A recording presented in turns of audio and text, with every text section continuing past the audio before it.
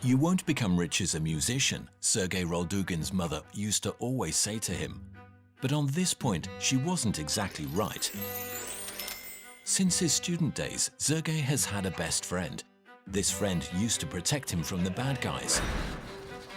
The friend met his wife through Sergei, and Sergei became the godfather to their first child.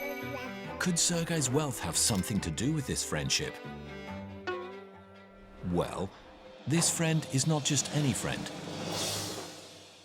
With Vladimir Putin's success begins the story of Sergei's wealth. Putin is voted president, and over time, Sergei becomes the owner of 2 offshore companies registered in Panama and the Caribbean.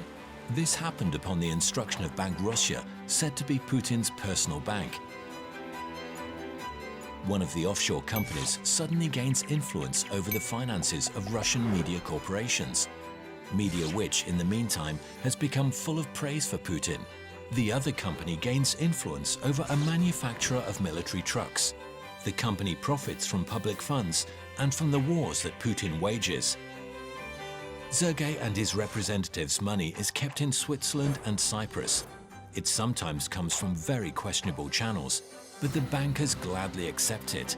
As a head of state, Putin cannot just open a secret bank account.